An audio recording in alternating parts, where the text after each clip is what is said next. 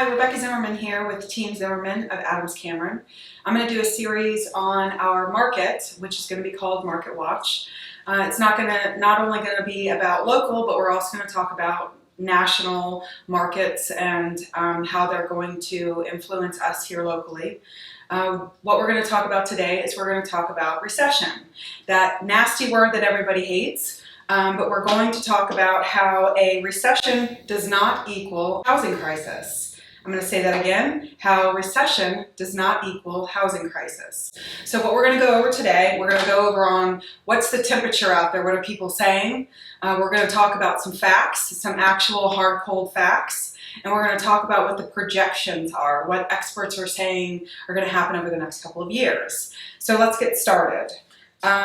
Realtor.com recently did a survey interviewing people that were current home buyers and also first-time home buyers. So here's the results of those questions that they asked. Question number one results. 53% of home purchasers, both first-time and repeat buyers, believe a recession will occur this year or next. Question number two results. The next recession will be as bad or worse as 2008. Question number three, 55% say they would cancel plans to move if a recession occurred. So I understand we are all still emotionally recovering from 2008, but let's talk through this. Let's talk numbers, let's talk it all out. And Eric and I actually had a personal experience where we wanted to join as a husband and wife real estate team back in 2007. But because the market wasn't stable enough for us to sustain both of us in the business, we had to put that off until a later date. But the economy has recovered, real estate has recovered, and I have successfully been with Team Zimmerman for now almost 5 years. So there's a proof right there that our economy has definitely recovered. Since we're still experiencing the longest recovery in American history, there are projections that there are going to be some kind of recession in our near future.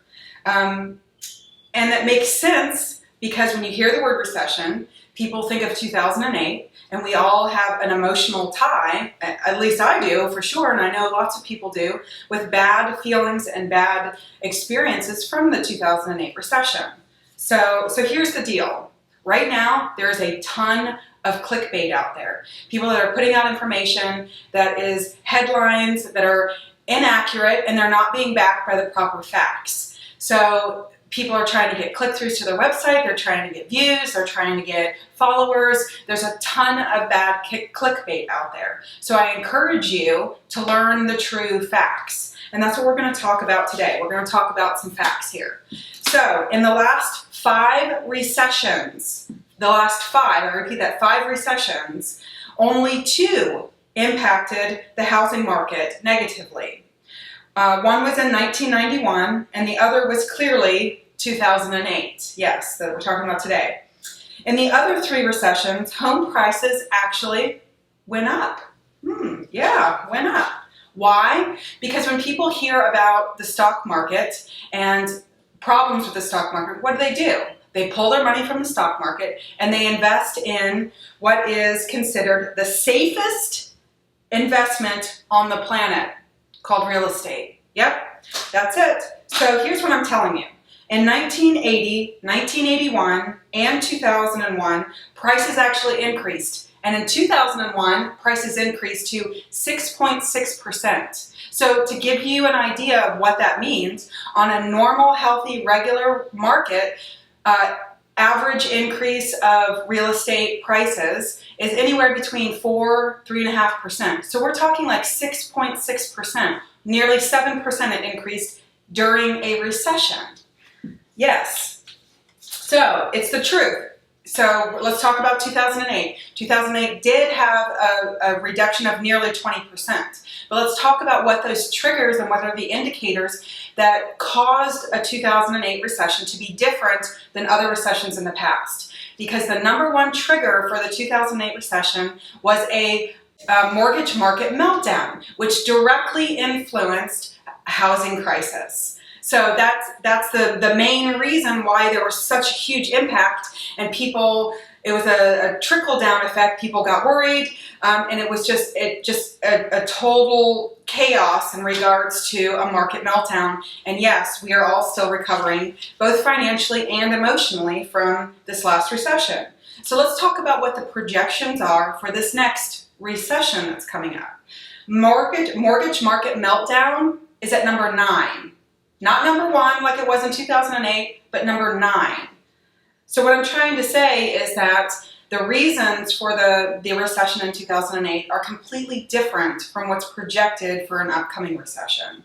So let's talk about some projections, right? Let's talk about what the percentages of the housing market's growth is going to be. 2019, the projections were 3.6%. 2020 is 2.5%. 2021, increases of 2.2%. 2022, 2.7%. And then we start going back up again in 2023 to 3.4% of growth in our market. So as you can see, there's no negative numbers that are projected in our housing market in the near future. In conclusion, the housing market is in a different spot now than it was leading into the recession of 2008. 2008, people were getting mortgages that they couldn't afford. People were taking equity out of their house and going on vacations and buying jet skis and their cars is not putting equity back into their homes. It is a different time now going into this supposed recession that we're going into. And some experts even say that we could start this recession and it'll be ended before we even know that we're in a recession. So, do Eric and I want to sell you real estate and help you sell and buy your home? Of course we do, but that's not the sole reason why we're in real estate. Part of the reason why we're in real estate is to educate you on the market, tell you what's going on in our market, and to better make decisions on, is it a good time for you to sell? Is it a good time for you to buy? So that's part of why we're here today, is to educate you on what's going on in the market. My best advice to you is to stop clicking on that clickbait. It's false information, not all of it, but most of it is false information to cause hysteria in our community, and most people just don't need that.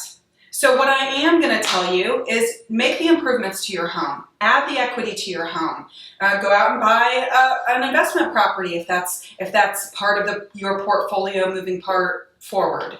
Refinance your home. Interest rates are still at a historic low.